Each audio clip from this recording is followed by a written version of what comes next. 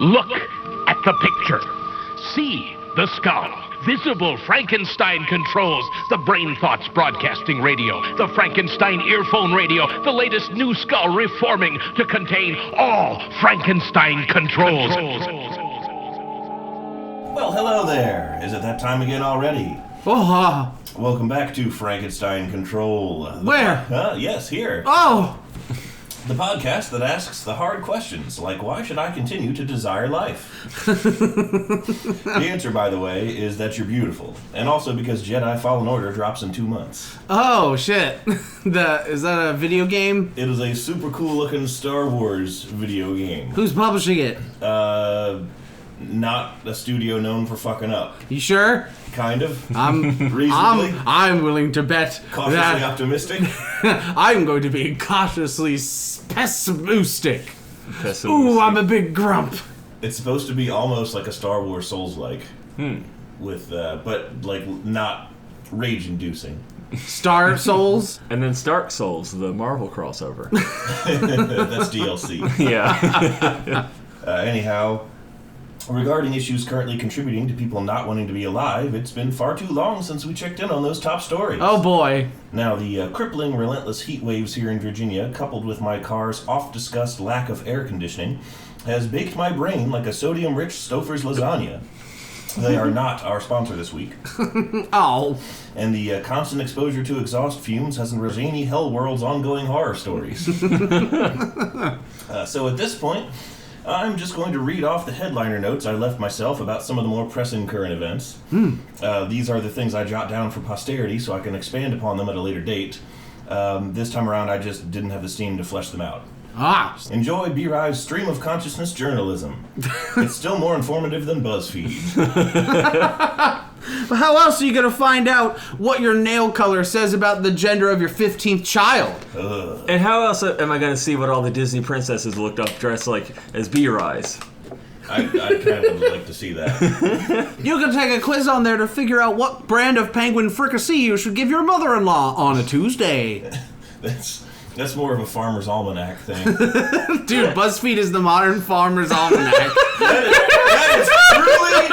That is truly a horrific and true single sentence encapsulation of the current zeitgeist. Oh, that's great. BuzzFeed's top 10 days to plant pumpkins in the summer. Woo! Anyhow. Let's hear that stream of conscience journalism and then... So let's see here. We have bad time economy time. Worst time Hong Kong time. Oh, gosh. Dark Brotherhood Jeffrey Epstein. Formerly beloved science man dumb now? Oh, yeah. Who the hell is Liam Hemsworth? Portland attempts DIY Will It Crush video using bus full of Nazis. Oh. Sadly does not fully crush. Oh.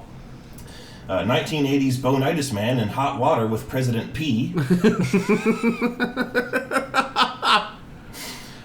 President P wants to buy world's largest gaming PC that can only run Skyrim. And make joke about Stouffer's lasagna having high sodium. So there you have it. Everything that you could possibly need to know about what's going on in the world right now. Oh, perfect. Thoughts, you two? Well, for one thing, I have the world's most powerful PC that only runs Skyrim. I fucking bought it out from under President P, so he can go suck it. It's water cooled, but you can't. Not pea cooled? No, well, it's not. It's not. That's the one he wants. It's not pea cooled. It's cooled with Stouffer's lasagna. You just gotta shove it in the pipes, that and it comes out circulates piping it. hot. I know! It's the PC that you run Skyrim and it gives you dinner. You mean the PC? Is that why your computer stopped running Skyrim? Real talk?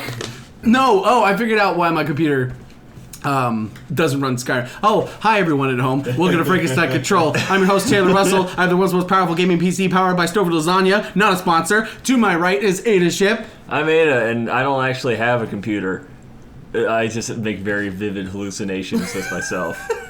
that somehow sometimes intersect with real YouTube franchises. For instance, I have a version of the Game Grumps that I watch in my hallucinations, but it's not Danny and Aaron, it's Schmeglord and... Hey, I'm Schmeg, I'm not so... Somehow you still send me emails from it. They're campaign emails, which is weird. And they're in a dead language no one can read anymore. And half the videos are just static, and the other half is screaming, and the other half is... And in front of me, as always, is Andrew Yang. I mean, B-Rye. I'm B-Rye, although I do believe in a lot of Andrew Yang's policies. What I'd really like is for every household in America to receive a Stouffer's lasagna, and if I could take an advance on that, because I'm actually quite hungry, Ada, do you have any Stouffer's lasagna in the freezer? Because I'm starving. I don't have any Stouffer's lasagna, but Not I a do sponsor. have frozen mozzarella sticks that cost me $1. It's good to be back in the driver's seat. I'm driving. We're recording this in our RV as we travel across the nation, delivering Stouffer's bologna pizza, not a sponsor, to the many men's and women's out there who are losing their jobs to the Lizard Man. You know which one it is. It's that guy from The Doors. He's dead. The Lizard King. That's what he wants you to think, B-Rye. He died at oh wow. I'm older than Jim Morrison was when he died. All three of us are. That's dear. strange. Mm-hmm. Life is Strange, the new game from Square Enix, not a sponsor, sponsored by Stouffer's Lasagna. The game is sponsored by Stouffer's Lasagna, not this podcast, which indeed is not sponsored by Stouffer's Lasagna. Alyssa loves those games, the Life is Strange. Oh, the lasagna game? Yeah, they're great. Lasagna Simulator. Lasagna is strange. Is that the game where a blue-haired lasagna has like psychic powers? She's not the one that has psychic powers. It's her friend, the other lasagna. Oh, wait, is that the one where they find the weird opposite world and there's like fungus monsters and they come around and... No, you're thinking of pasta things. Oh, that's Stouffer things? I've completely lost the thread at this point. I have no idea what's going on. I don't think there was a thread. We just got hung up on bad lasagna. It's not bad lasagna. It's high quality lasagna made from the finest ingredients. Stouffer's is depression food. I look at a Stouffer's lasagna and I just... You better fucking Stouffer your mouth full of delicious Stouffer's lasagna, not a sponsor. I cry every time I see a Stouffer's. Well, speaking of things that are actually the highest quality ingredients, actual food. I also had another drunken anime night in between fabulous. our last recording session. Are they playing Food Wars finally? They are playing Food Wars, and that's what I wanted to talk about. All right, let's weeb it up. Food Wars is... The greatest. It's fabulous. It's very interesting. I watched an episode of it. It is a shonen anime, ostensibly. You know, as with all shonen anime, it's about a spirited boy who wants to be the best at a thing. In this case, the thing is cooking. And I am extremely convinced that somebody over at Toonami has an extremely specific kink and managed to convince the upper echelon that Food Wars was an anime and not a hentai. Because there is no way. Yeah. I was like, wow, that's gratuitous. Okay, Yeah. so to the uninitiated, this show is on the surface completely fucking innocuous. The premise itself is just the titular character Soma, because the named after the survival horror undersea game. Soma, he is the son of a secretly world famous chef, and he's been put to this culinary school where it's very cutthroat. Like, you know, only 10% of the student body graduates by the end, like that kind of thing. It's very, very serious shit.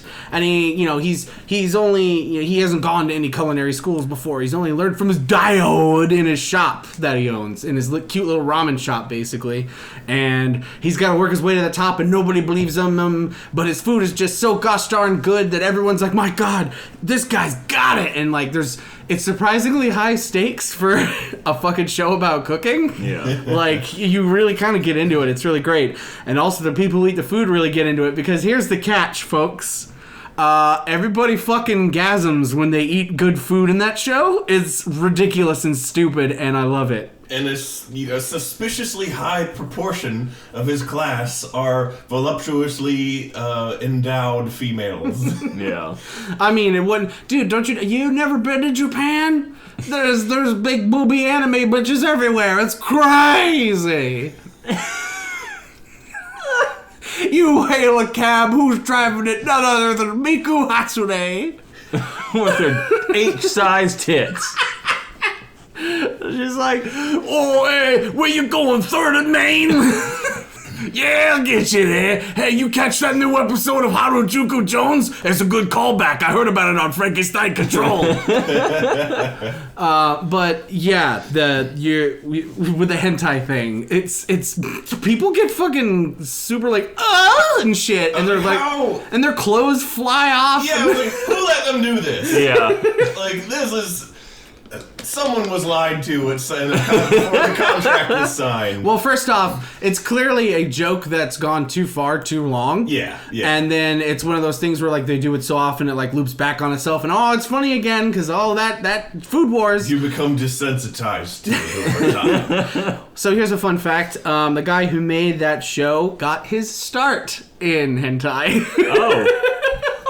I'm not surprised at all. He was like he was an assistant to a hentai manga artist. Huh. He mopped Not that kind of assistant. He mopped the floors. Yeah, he was the jizz mopper. Inker and mopper. Oh. He was the Foley artist. He had a bunch of jams and jellies, and he had to like. Oh no. But no. Oh my God. There was a Food Wars is outrageous though. It's great. There was an excellent somethingawful.com article about it a little over a year ago, back when is it The Shape of Water? That's that movie with the Guillermo del Toro. Yeah. With the lady what loves the fish boy. There was Kanye West the movie. Yeah. That's an excellent. That's good. Thank you. No, there's an excellent article on somethingawful.com that was purportedly the diary/suicide note of the Foley artist of that movie, who had to score gratuitous sex scenes between the fish person. It's like, Guillermo, I will never forgive you for forcing me to imagine what this thing's penis looked like. It's like, I exploded a trombone in a bathtub filled with marmalade to properly score your vision.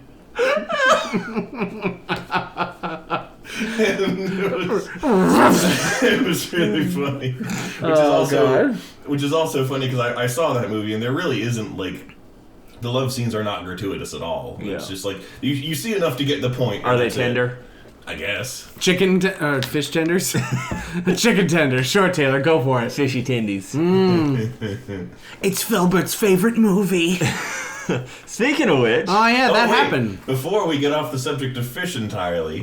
Oh, fish sticks. I got lunch with friend of the show, Steven, over the weekend. And I visited my folks in old Maryland. And grabbed lunch with my boy, and we went to the Annapolis Mall food court, and I got a Five Guys burger, and he got sushi.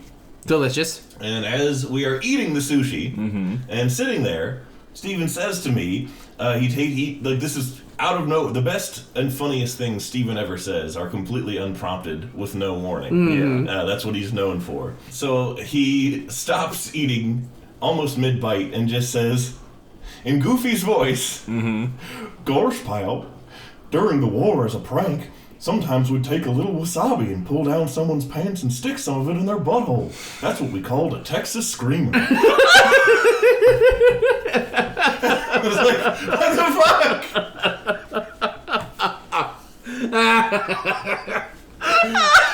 Oh, the Texas Screamer. A classic. Naturally, it killed me. Oh my God. And I had to type it all in a text to Taylor.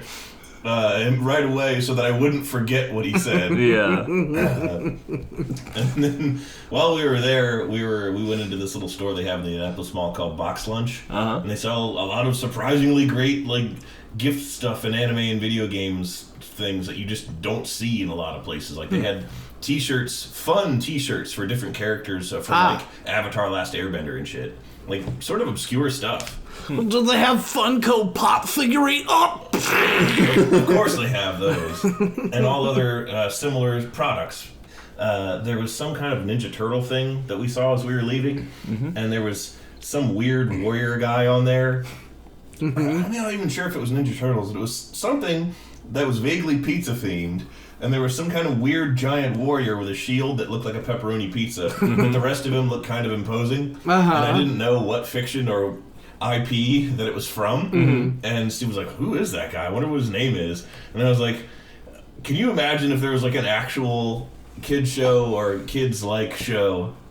It was animated, had, pizza powered people on there, and like that character's name was just like something completely shocking and jarring, like the pizza rapist. Oh God! Steve was like, yeah, that's it now, it's pizza rapist. That's what he is now. Well, that's what we're calling him. Oh, the pizza R word. So what did I interrupt? Oh yeah. Did you watch the Rocko's Modern Life special? No. It's good.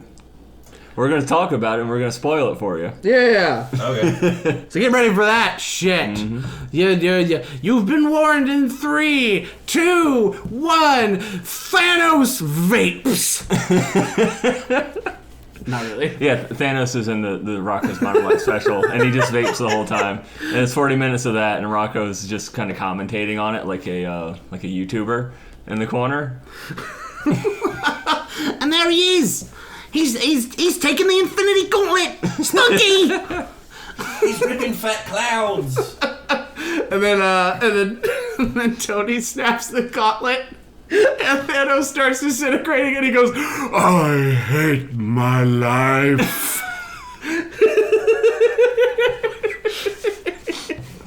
Sorry, anyway, to be serious. Deeper to Rocko. Yes, there was a Rocko's Modern Life special made by all the original cast and creators. Joe Murray is still the director of everything. Joe Murray.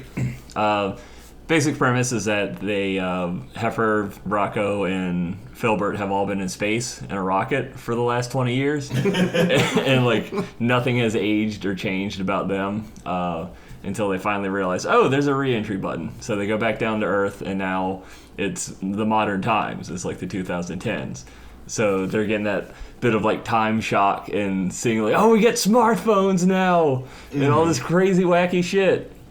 And they're like, I can't wait to watch all these new episodes, 20 years of episodes of my new favorite show, The Fatheads. Oh. And they're like, oh, The Fatheads got canceled a long time ago, and and the creator went away.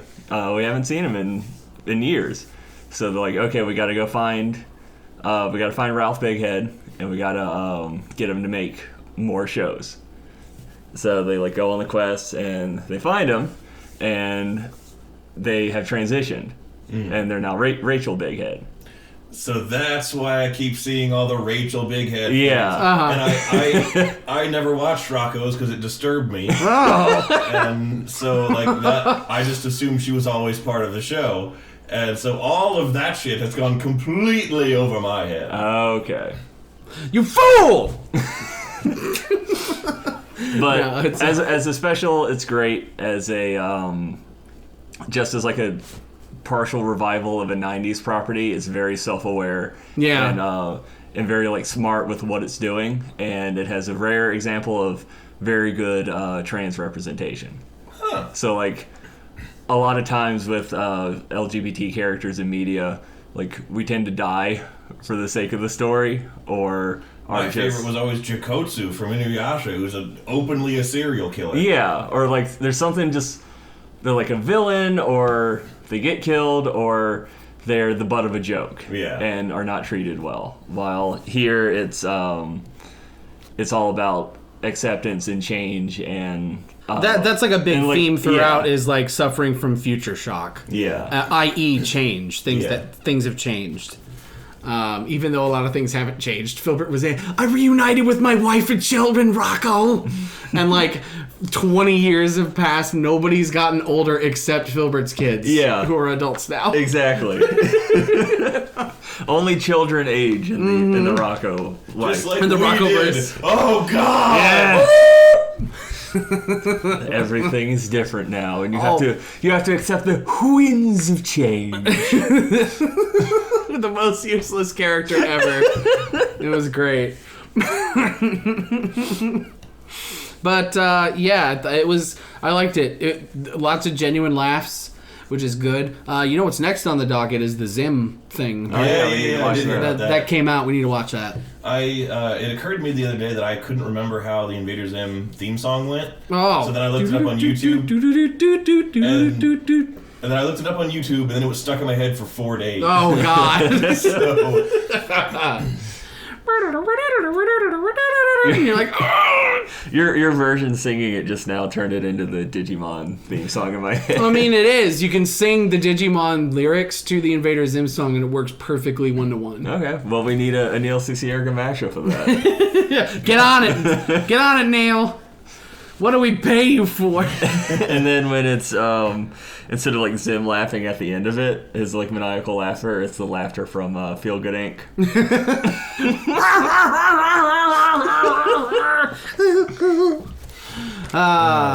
The 90s Well, slash 2000s. Yeah. anyhow, speaking of revisiting now sort of old intellectual properties with adult eyes, I wanted to take a few moments to discuss a video game. Yeah. A video game. As we often do. We never talk about those. The game in question is not at all a new game. It actually, I believe it came out when what would have been freshman year of high school for the three of us. Naruto Ultimate Ninja. Yeah, no, it was the year of our Lord, 2004. Oh.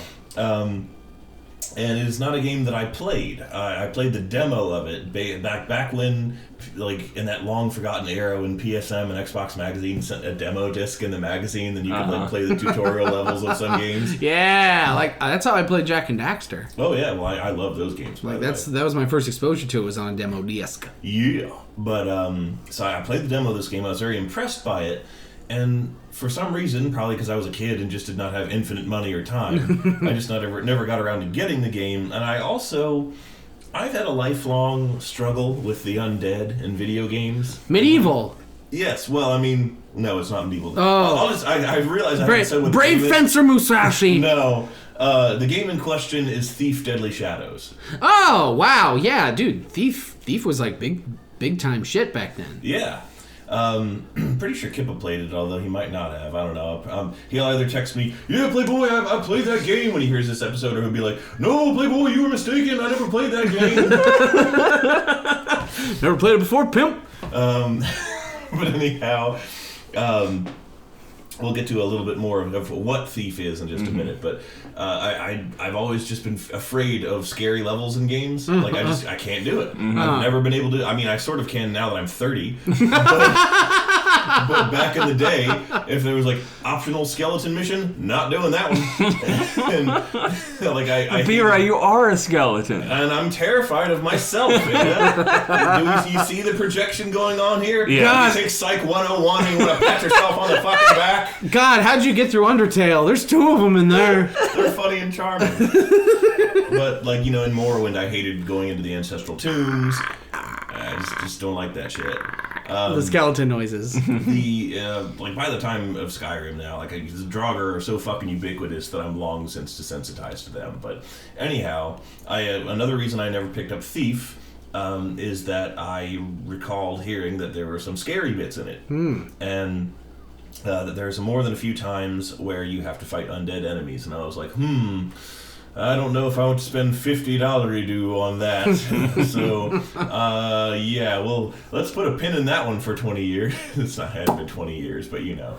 Anyhow, if you're not familiar with the game, on the off chance, Thief: Deadly Shadows is the third in the Thief series of games.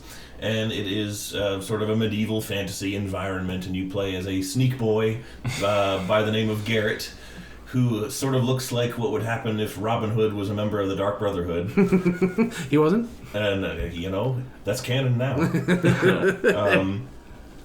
And, you know, the typical gameplay consists of sneaking around mansions, breaking into places, stealing candlesticks, and backstabbing guards with a dagger. You know, exactly what you would expect from a game called Thief Deadly Shadows.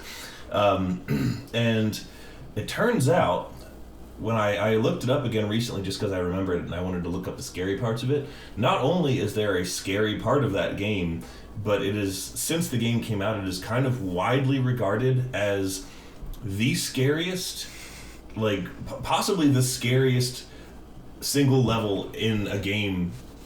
Really? Uh-huh. Yeah. This sounds fascinating. Go on. So the level in question takes place near the end of the game. I actually think it's the second to last level. Ada, put some spooky wind over B. Rice's story. Okay. And the level is called Robbing the Cradle.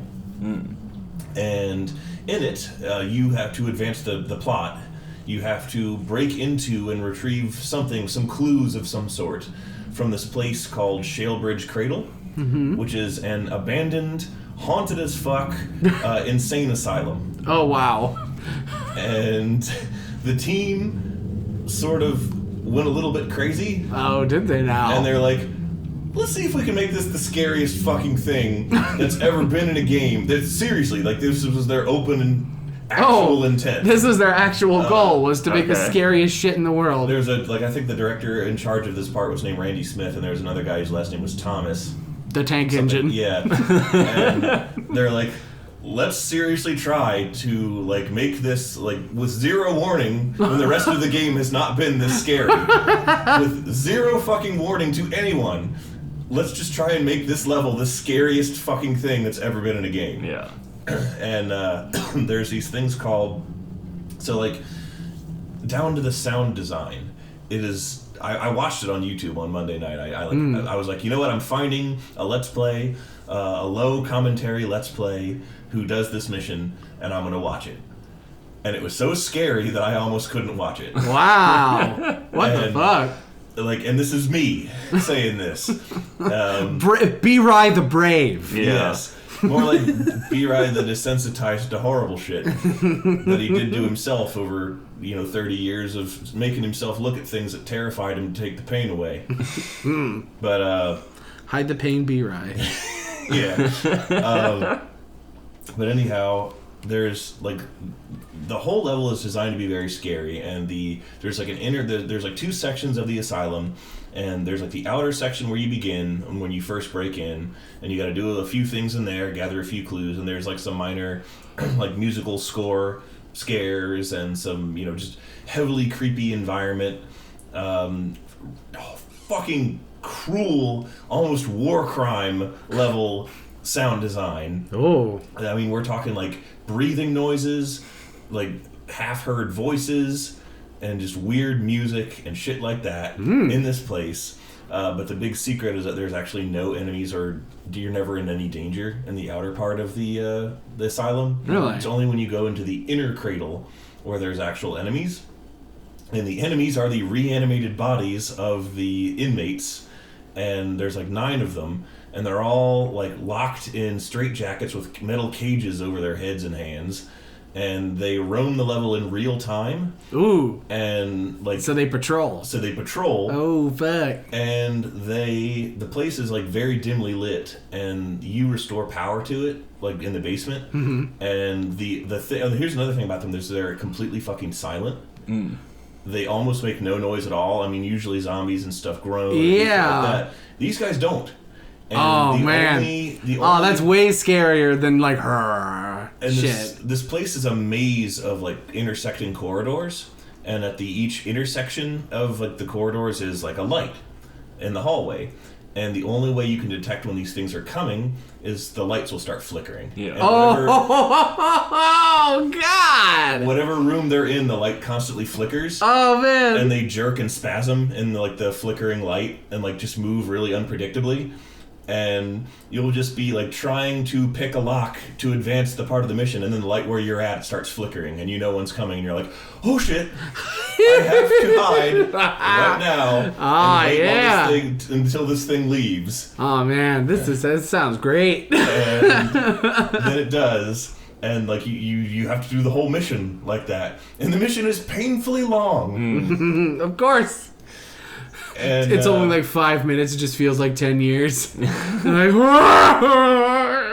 the playthrough I watched, in case you're wondering, it was like called a blind play. It was this guy who's a YouTuber who had never played the level before. Yeah, never looked into it. None of that shit. And just watch a speedrunner do it. Yeah. Well, he was familiar with the game's mechanics, so you didn't have to watch him fumble around like that. But it took him like almost 2 hours to get through the level. And that's just like 2 hours of fucking hiding and terror from these things. And there some things happen in the level where you are faced with other kinds of dangers, but it was very, very powerful, and I was just very impressed. Oh yeah. And so if you want to have a spooky good time, pop that shit on YouTube, type in Thief Deadly Shadows Robbing the Cradle, and click around until you find someone who isn't constantly not shutting the Hey, fuck up. what's up, YouTube? Yeah, one of those fuckers. What's up, YouTube? We're gonna play this level. It's called a blind play. Never looked this up before. Hey, look, this switch will open the door here. It's what does this switch do? Whoa! It opened the door. Was that a Markiplier alien? That's just anybody's, any kind of like YouTubers who like, wow, what's up, YouTube? Driver's dad is Oh boy, Guy Fieri is playing fucking Pizza. roll it out.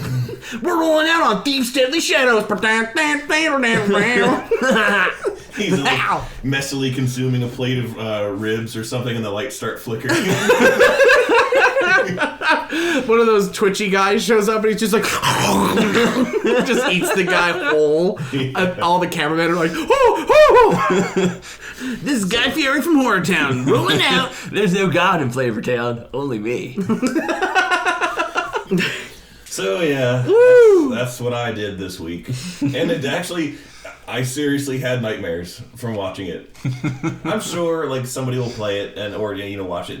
I mean, people are just good at different things. Yeah. If it just legitimately doesn't spook you, that's fine. And like, it got less scary as the guy played on, simply because it is a game. You do learn the mechanics of the things, and you finally realize, oh, this is just a game character. I can just, if I stand here, it's not going to do anything because that's the way the game works. Yeah. But that fucking sound design, it is intense. Well, that's a mighty fine game recommendation, so look up a video or just strap in your old copy of Thief Deadly Shadows or its sequel, Dadly Shadows, where you play as a portly 40-something who just is trying to get your kid to fucking school on time. Gotta serve up some bacon and eggs for dinner because it's breakfast for dinner and mother has not come back for 13 years. And mother, come back to us, mother! Ooh! Wait, the lights are flickering. Now even you know I am a menace. I hand you the secrets to save the entire human race and the entire universe. She went out for a Stouffer's lasagna and never came back. Good job.